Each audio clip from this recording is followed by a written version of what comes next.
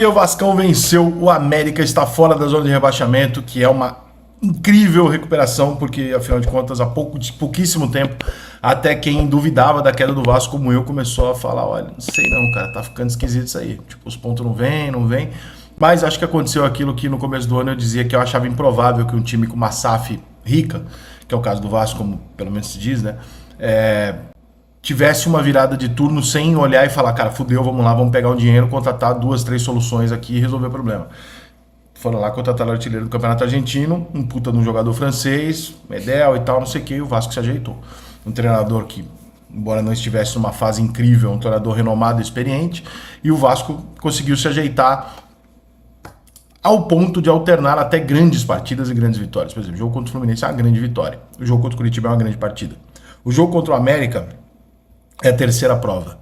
E são 3 fatores importantes. Primeiro, você conseguir vencer grandes adversários e não apenas os que estão lá atrás. Segundo, quando pegar um adversário inferior a você dá uma paulada, que é um segundo sintoma, e o Vasco cumpriu contra o Curitiba. Terceiro, num jogo em que você não está bem, você precisa de sorte. E é uma coisa que o Vasco não tinha, e ontem o Vasco teve. Contra o América, o Vasco teve sorte de não sofrer o primeiro gol no primeiro tempo, foi um primeiro tempo horroroso do Vasco.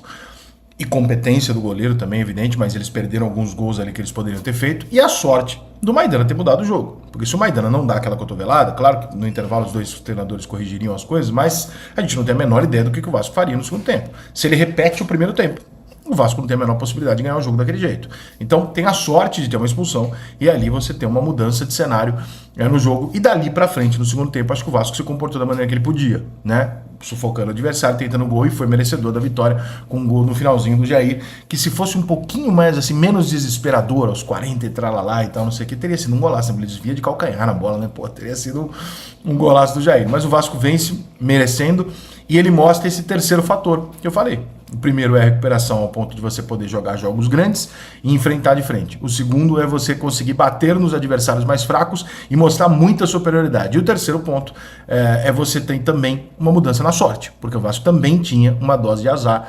E azar, na minha opinião, muitas vezes no futebol é uma soma de falta de confiança com um bom momento, um melhor momento do adversário. Então, por exemplo, tem bolas que bateram na trave, ou que o goleiro tirou com a ponta dos pés, que 1 mês e meio atrás, 2 meses atrás entrariam. Você sabe disso, né? O Vascaíno viu 2, 3 meses atrás, qualquer chute para frente do adversário caía no peito do cara. Hoje, qualquer chute para frente cai no peito do zagueiro do Vasco. Né? O cara chuta, o Jardim consegue pegar. Quando o Vasco lá na frente, a bola desvia e entra.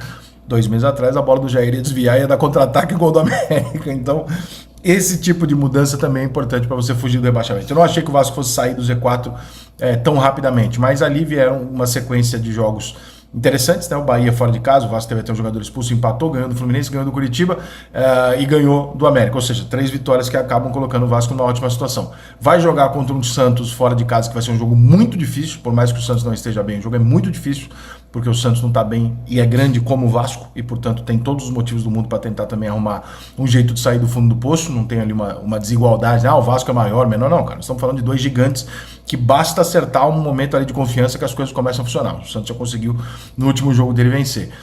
O Vasco recebe o São Paulo em casa e nesse jogo aqui depois tem o Fortaleza em casa, ou seja, é uma sequência de 3 jogos onde eu acho que o Vasco pode considerar a possibilidade de fazer 6. Tá? O Vasco pode ganhar 2 desses 3 jogos, que vai ser um resultado excelente. Se o Vasco fizer 4 pontos, tá ok, tá? Para fugir da zona de rebaixamento.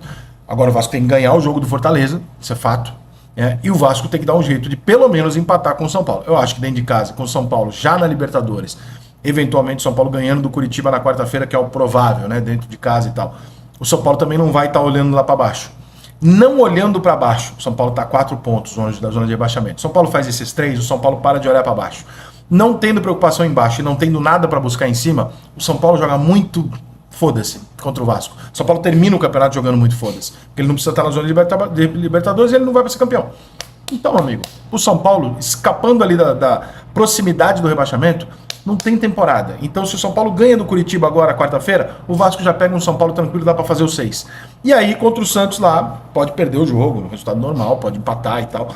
Tudo bem, então o Vasco tem uma sequência nos próximos 3 jogos agora que ele precisa manter pelo menos ali uns 4 pontos. Se fizer 6, ótimo. E aí o Vasco consegue olhar para a zona de rebaixamento até com alguma distância ali, eventualmente de 3 pontinhos, para poder respirar e tomar uma paulada num jogo difícil. porque tem jogos que realmente, né, se a gente for mais adiante na tabela aqui, ó, vai pegar um Flamengo, porra, é clássico. Pode dar Vasco? Pode, mas pode perder, clássico. Aí volta para casa pegar o Internacional. Se o Internacional estiver avançando na Libertadores, o Inter tá contra a cabeça. Caso contrário, o Inter tá focado no Brasileiro para conseguir uma vaga. Sai para pegar o Cuiabá fora de casa é chato. Sai para pegar o Goiás fora de casa é chato. Aí em casa contra o Botafogo, jogo duro, líder do campeonato. Cruzeiro fora de casa, ou seja, vem uma sequência depois que não é das melhores. Então é preciso fazer os pontos agora, né? No encerramento do campeonato, onde eventualmente, nos últimos 4 jogos, onde eventualmente o Vasco decide a sua vida, ele tem o Atlético Paranaense fora, o Corinthians em casa, o Grêmio fora e encerra contra o Bragantino dentro de casa. Então, contra o Grêmio fora aqui, pode ser que o Grêmio já esteja naquela situação de eu já estou na Libertadores e eu não vou ser campeão, pode ser, e aí é um jogo que se torna muito mais fácil, embora seja fora de casa contra o Grêmio. Contra o Bragantino, imagino que o Bragantino também esteja com a vida dele resolvida, e o Vasco é melhor que o Bragantino, tem que ser dentro de casa. Contra o Corinthians em casa, mesma coisa, acho que o Corinthians também não vai estar nem rebaixado, nem brigando por alguma coisa, ou eventualmente vai estar numa final de Sul-Americana. E o jogo contra o Atlético Paranaense fora de casa, esse jogo é difícil. Esse jogo aqui é onde o Vasco... Então assim, o Vasco tem um final de campeonato onde ele consegue escapar, se ele estiver ali, na brigazinha ali, ele consegue escapar, mas ele tem um momento agora, onde ele tem mais alguns 2 ou 3 jogos que dá para o Vasco abrir um pouquinho essa distância para poder perder os pontos, um pouco a vantagem nessa sequência de Botafogo, Flamengo, Internacional, Cruzeiro, que são jogos onde o Vasco em tese não vai sair passando rodo em todo mundo, né? Isso aí é coisa para time que tá lá na ponta. Então, deu uma aliviada, eu achei que o Vasco ia conseguir escapar só no final, se ele conseguisse, saiu antes. Então agora é hora de abrir a gordurinha para entrar naquela sequência de jogos que eu acabei de citar aqui, que é onde o Vasco pode, de fato, voltar ali a ficar próximo da zona de rebaixamento ou até entrar, sabendo que depois ele tem essa saída. Vale lembrar, é sempre importante lembrar que o campeonato de pontos corridos, que é o que eu não gosto por causa disso, ele tem uma série de fatores que mudam os jogos que você vai enfrentar. Para o Vasco, todos os jogos vão ser importantes. Para os adversários do Vasco, não necessariamente. Então o Vasco pode pegar um Inter jogando uma final de Libertadores e cagando por esse jogo. O Vasco pode pegar um Corinthians cagando para o jogo para uma final de Copa Sul-Americana. O Vasco pode pegar um Fortaleza agora jogando uma decisão, se classificando para uma decisão ou não da Copa Sul-Americana, um Grêmio de férias, um Red Bull de férias para definir, e isso muda consideravelmente a ideia de todos jogam contra todos em igualdade de condições. Então você também tem esse fator sorte, como você vai pegar esses adversários. Mas de qualquer maneira, eu acho que deu para explicar razoavelmente daqui para frente onde que o Vasco se complica ou não. Se nos próximos jogos fizer aí 6 ou 9 pontos, tá dentro. Com aproveitamento de líder, o Vasco muda a rota em 8 jogos e respira após 4 meses. Desde a vitória sobre o Grêmio na estreia de Verratti, o time quase quadriplica o aproveitamento em 70% e deixa a zona de rebaixamento após 18 rodadas. De virtual rebaixado ao alívio de respirar fora da zona de rebaixamento após 18 rodadas consecutivas. Em menos de 2 meses, o Vasco conseguiu mudar suas perspectivas no Campeonato Brasileiro. A situação ainda está longe de ser confortável, mas hoje o clube vislumbra um futuro promissor sem tanto sofrimento, fruto de uma arrancada até então impossível. Se você curtiu o vídeo, deixa o seu like e se inscreve no canal para você estar recebendo vídeos assim que a gente postar. Para isso, é só você ativar o sininho de notificações, selecionando a opção todas. E é isso aí. Eu espero você no próximo vídeo. Tamo junto, um forte abraço no teu coração e saudações vascaína.